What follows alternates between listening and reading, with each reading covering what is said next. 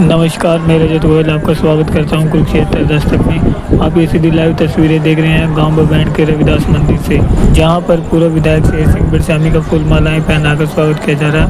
आप ये सीधी लाइव तस्वीरें देख रहे हैं कुरुक्षेत्र दस्तक के माध्यम से। गठबंधन प्रत्याशी सपना बिरसामी के लिए शेर सिंह बिरसामी ने वोट की अपील की, जिसमें भारी संख्या में लोगों ने शेर सिंह बिरसामी को समर्थन दिया। आप ये सीधी लाइव तस्वीरें देख रहे हैं कुरुक्षेत्र दस्तक के माध्यम से। हमारा देश चलो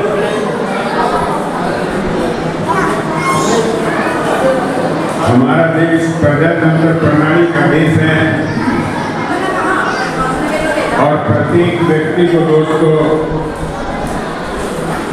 वोट का अधिकार प्राप्त है। मैं आपको जानकारी देना चाहूंगा कि ये वोट का अधिकार इस नेता की वजह से हमें प्राप्त हुआ है। साथियों, मैं आपको बताना चाहूंगा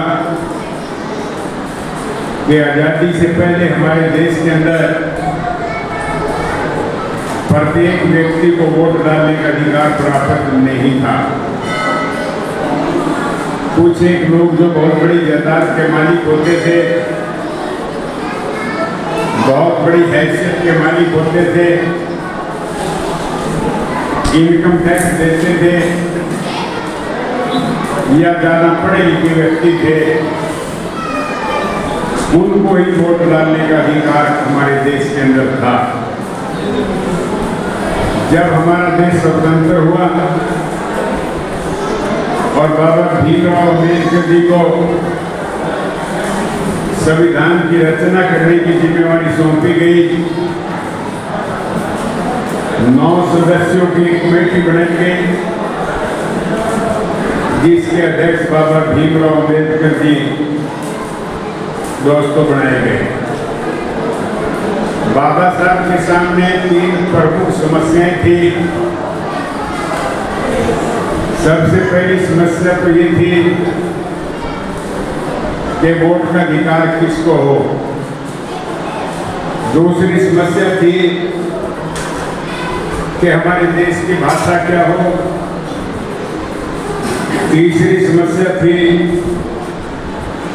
कि राजनीति में रिजर्वेशन हो या ना हो। जब वोट के अधिकार पर चर्चा हुई, बड़े लंबे समय तक जद्दोजहद चलती रही। कुछ एक लोग इस पक्ष के थे कि ग्रामीण अंचल में बसने वाले गरीब लोग अपने वोट का अधिकार, अपने वोट का इस्तेमाल सही से नहीं कर पाएंगे, इनको वोट का अधिकार नहीं देना चाहिए, प्रजातंत्र सफल नहीं हो पाएगा यदि सभी को वोट का अधिकार दे दिया। लेकिन बाबा साहब ने कहा था मैं मानता हूं आज इनको वोट डालना नहीं आता, जब हम इनको वोट डालने का अवसर देंगे तो ये सभी लोग वोट डालना सीख जाएंगे। दोस्तों, बाबा साहब ने आप लोगों को वोट का अधिकार दिलाया और बाबा साहब केवल चमार जाति के नेता नहीं थे। मैं ये कहूंगा कि इस हिंदुस्तान के जन जन के नेता बाबा भीमराव अम्बेडकर, जिन्होंने प्रत्येक व्यक्ति को वोट का अधिकार दिलवाया। और इस वोट के अधिकार की चर्चा 50 साल बाद जब दिल्ली के अंदर चुनाव आयोग की डायमंड जुबली मनाई जा रही थी, देश की 42 पार्टियां वहां इकट्ठी हुई थी, उनके नुमाइंदे, जिनमें मैं भी अपनी पार्टी की नुमाइंदगी करने के लिए उस बैठक में था। हिंदुस्तान के चुनाव आयोग ने कहा कि जब संविधान का निर्माण हो रहा था और इस बात पे चर्चा हो रही थी कि वोट का अधिकार किसको होना चाहिए, जो लोग ये कहते थे कि ग्रामीण अंचल में बसने वाले लोग वोट का इस्तेमाल नहीं कर पाएंगे, आज जिनके बारे में शंका थी वहां प्रजातंत्र पूरी तरह से कामयाब है और जिनमें शहरों में वो वोट का अधिकार देना चाहते थे वहां इतना सफल नहीं है, क्योंकि गांव के अंदर 75% से 80% तक लोग वोट डालते हैं, जिनके बारे में ये शंका थी कि वोट नहीं डाल पाएंगे। और शहरों के अंदर आज 40 से 42% से ऊपर पोलिंग नहीं जाती, जिनके बारे में कहते थे कि वोट डालना जानते हैं। तो दोस्तों, सारी बात का श्रेय बाबा भीमराव अम्बेडकर जी को जाता है। और फिर बड़े लंबे समय तक बहस चली कि इस देश की भाषा कैसी हो। कई लोग कहते थे मलयालम हो, कन्नड़ हो, तेलुगु हो, गुजराती हो। यह देश भिन्न भिन्न भाषाओं का देश है। प्रत्येक प्रांत के अंदर अलग अलग भाषाएं हैं। अंत में निर्णय लिया गया कि प्रांतीय सरकारों के लिए प्रांतीय भाषा चयन कर ली जाएगी और हिंदुस्तान के लिए कानूनी व्यवस्था को चलाने के लिए अंग्रेजी भाषा का चयन कर लिया गया और साइड में हिंदी को भी देश की राष्ट्रीय भाषा मान लिया गया और रिजर्वेशन का प्रावधान भी बाबा भीमराव अम्बेडकर जी ने दोस्तों आपको दिया था। अब मैं ये कहना चाहूंगा कि बाबा भीमराव जी ने ऐसे कानून बनाए कि जिससे दलित वर्ग के लोग, पिछड़े वर्ग के लोग, दबे कुचले लोग इस देश के अंदर बराबरता के लेवल पे आ जाए, बराबरता के लेवल पे। और दोस्तों, बाबा भीमराव जी ने जो कानून बनाए थे उन कानूनों को अमली जामा पहनाने का इस देश के अंदर यदि काम किया है तो उस व्यक्ति का नाम है चौधरी देवीलाल। चौधरी देवीलाल जी ने इस देश के अंदर, हरियाणा के अंदर सबसे पहले चमार समाज के लोगों को नंबरदार का अधिकार दिया कि चमार समाज से नंबरदार बनाए जाएं। उनका उद्देश्य था कि जब चमार समाज के लोग भी दूसरे समाज के साथ मिलकर पंचायतों के अंदर बैठेंगे तो लोगों के अंदर बराबर की भावना आएगी। और आज ये नंबरदारी का प्रचलन मैं ये कहूं कि पूरे भारतवर्ष में जा चुका है। और एक वाक्य बताना चाहता हूं। चौधरी देवीलाल जी हिसार से चंडीगढ़ आ रहे थे, सर्दी का मौसम था, थोड़ी थोड़ी बारिश हो रही थी और कुछ लोग नए कपड़े पहने हुए पेड़ों के नीचे उस बरसात में खड़े थे। चौधरी देवीलाल जी की नजर पड़ी कि सभी लोग नए कपड़े पहने हुए हैं और पेड़ों के नीचे बरसात में खड़े हैं। चौधरी साहब ने अपनी गाड़ी रखवाई, उतर के उनके पास गए, उनसे कहने लगे कि आप कौन लोग हो जो नए कपड़े पहन के इस बरसात के अंदर खड़े हैं। वो कहने लगे यदि हम चमार जाति के लोग हैं, यहाँ सारण गांव के अंदर प्यारा चमार के घर में बारात लेकर के आए थे, बरसात शुरू हो गई, उस बेचारे के पास हमें ठहराने के लिए कोई जगह नहीं है, इसलिए हम पेड़ों का सहारा ले रहे हैं। चौधरी देवीलाल जी के मन में उसी समय बाबा भीमराव अम्बेडकर जी की विचारधारा घूमने लगी और वो सीधे चंडीगढ़ गए।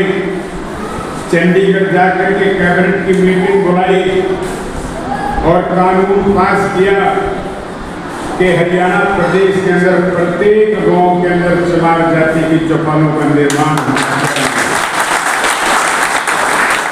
ताकि गरीब व्यक्तियों को किसी के आगे हाथ नहीं पसारना पड़े, अपना ब्याह शादी तीज त्योहार की चौपालों के अंदर ये मना सके। तो दोस्तों, बाबा भीमराव जी की नीतियों को अमली जामा पहनाने का काम देवीलाल जी ने किया था। और इसी तरह से एक वाक्य और बताना चाहता हूँ। सरसा के पास चौधरी देवीलाल जी का गांव के अंदर दौरा था। कुछ महिलाएं सड़क के ऊपर पत्थर तोड़ रही थी। चौधरी देवीलाल जी की निगाह पड़ती है कि गरीब महिला पत्थर तोड़ रही है, उसको बच्चा होने वाला था। चौधरी साहब उस महिला के पास पहुंचे कि बेटा तू एक पत्थर तोड़ रही है। वो बोली ताऊ जी हाँ, मेरी रोजी रोटी यही है कि बेटे जब तेरे बच्चा हो जाएगा तो तेरी खुराक का क्या इंतजाम है। उस गरीब महिला ने कहा कि जी यही 2-3 दिन की दिहाड़ी जमा कर लूंगी, उससे जो भी रोटी तू खा सकूंगी उसी से अपना गुजारा करूंगी। लेकिन चौधरी साहब के मन में फिर भीमराव अम्बेडकर जी की विचारधारा घूमने लगी और चंडीगढ़ जाते चौधरी साहब ने कानून बनाया कि हरियाणा प्रदेश के अंदर प्रत्येक चमार जाति की महिला और अन्य गरीब महिला को जब भी कोई बच्चा पैदा हो उसको जाते के अवसर पे खुराक की राशि दी जाएगी। दोस्तों, कितना बड़ा कदम चौधरी और इसके साथ ही गरीब आदमी की बेटी जब जवान हो जाती थी तो उस गरीब आदमी की चिंताएं बढ़ने लगती थी। उसको दिन रात चिंता रहती थी कि बेटी की शादी कैसे करूँ, इसके लिए हाथ कैसे करूँगा। इस समस्या को मद्देनजर रखते हुए चौधरी देवीलाल जी ने हरियाणा प्रदेश के अंदर गरीब हरिजन और चमार की बेटी की शादी के अवसर पे 5100 रुपए की राशि देने का काम किया था। आज वो राशि लाखों में पहुंच किया लाखों में। बाबा भीमराव अम्बेडकर जी हमारे देश के पहले कानून मंत्री थे, जिस व्यक्ति ने देशवासियों को वोट का अधिकार दिया और दबे कुचले लोगों को बराबरता लाने का काम किया और चौधरी देवीलाल जी ने उसको अमली जामा पहनाया। आज उन दोनों नेताओं की नीतियों का गठबंधन आपके बीच में वोट मांगने के लिए आया है। आज इस देश की दूसरी राजनीतिक दलों को चिंता हो चुकी है कि ये दो राजनीतिक दलों का गठबंधन बड़ा भयंकर सिद्ध हो सकता है। ये मेहनतकश लोग हैं, ये विचारधारा पे चलने वाले लोग हैं। बाबा भीमराव जी की विचारधारा, चौधरी देवीलाल जी की विचारधारा, आज इस देश के अंदर यह गठबंधन दोस्तों चिंता का विषय बन चुका, चिंता का विषय बन चुका है। तो मैं आपसे यही कहने के लिए आया हूँ कि आपने दिन रात मेहनत करके अपने प्रत्याशी को जिताना है। जब आपका प्रत्याशी जीतेगा, स्वर्ग में बैठे बाबा भीमराव अम्बेडकर जी को और स्वर्ग में बैठे चौधरी देवीलाल जी की आत्मा को शांति मिलेगी। आज इस देश में हमारी नीतियों का अनुसरण किया जा रहा है, आपके आगे कोई नहीं अड़ेगा। ये बहुत बड़ी ताकत है। और दोस्तों, मैं यही दो बात कहने के लिए आप लोगों के बीच में आया था कि जब आप गठबंधन के प्रत्याशी को जिता करके भेजेंगे तो मैं भी आपके बीच में दावे से कह सकता हूँ कि पूरे हरियाणा प्रदेश के अंदर लाडवा विधानसभा क्षेत्र के लोगों की चर्चा होगी, पूरी तरह से चर्चा होगी कि ये गठबंधन कितनी मजबूती से, कितनी कामयाबी से दोस्तों आगे आया है। और आज हमारे देश के अंदर भिन्न भिन्न राजनीतिक दल भिन्न भिन्न पार्टियों के लिए वोट मांगने का काम कर रहे हैं। और दोस्तों, हमें वोट के लिए इतनी दिक्कत करने की जरूरत नहीं है कि हमारी जो नीतियां हैं वो पूरी तरह से स्पष्ट हैं और विशेष वर्ग के लोग इसको अच्छी तरह से जानते हैं। तो मैं माताओं से, बहनों से सिर्फ यही प्रार्थना करने के लिए आया कि आप लोगों ने बाबा भीमराव अम्बेडकर जी की नीतियों पर मोहर लगानी है। बाबा भीमराव जी की और मैं परमात्मा से परमपिता परमात्मा से प्रार्थना करूँगा कि ये गठबंधन इसी तरह से चलता रहा तो दोस्तों आपको सफलता की सीढ़ियां चढ़ने में कोई दिक्कत किसी तरह की नहीं आएगी। और हमारे कर्मठ कार्यकर्ता हैं, ये पूरे मेहनत के लोग हैं। इनको रोटी मिले ना मिले, साधन मिले ना मिले, इनको जो जिम्मेवारी सौंप दी जाती है ये अपनी जिम्मेवारी में खरे उतरते हैं। किसी को खड़का तक भी दोस्तों ये नहीं होने देते। और साथियों ने पहले जिस गठबंधन के ऊपर चुनाव लड़ा उसमें भी हमें पूरी तरह से सफलता मिली। आज आपके बीच में जो दूसरी राजनीतिक दलों के प्रत्याशी हैं वो भगोड़े लोग हैं, भगोड़े। कोई एक राजनीतिक दल में नहीं वो टिके। मेवा सिंह जी की बात बताना चाहता हूँ।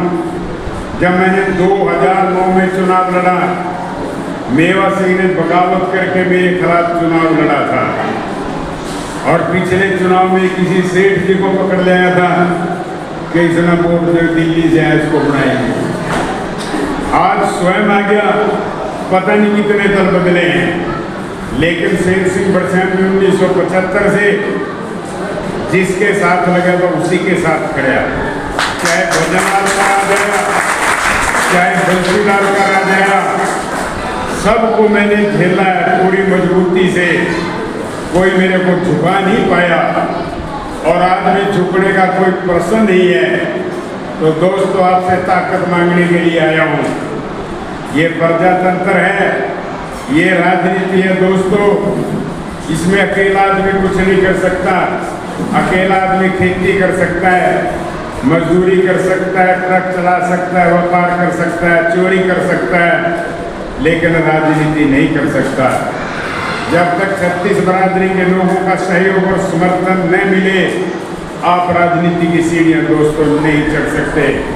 और मैंने एक बार नहीं बार बार चिल्ला करके कहता हूँ कि हमारे जो 4 जिले करनाल, कुरुक्षेत्र, अम्बाड़ा और यमुनानगर, इन चारों जिलों के अंदर एक भी विधानसभा क्षेत्र ऐसा नहीं है कि जहाँ किसी एक जाति का बहुमत हो, एक जाति का।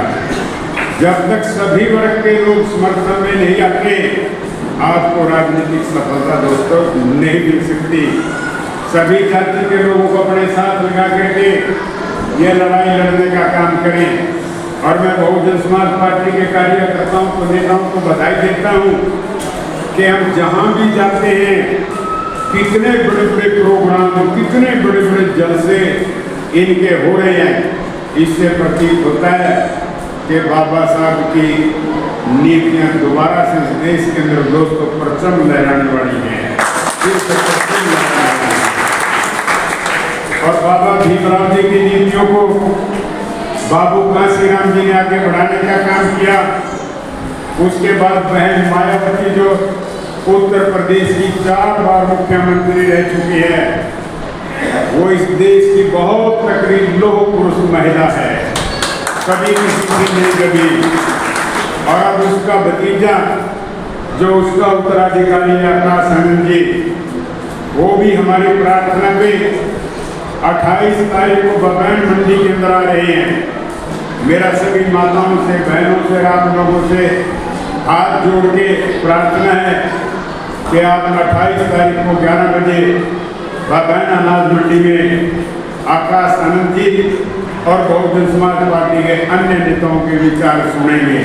आप सबका दोस्तों बहुत बहुत धन्यवाद। जय हिंद।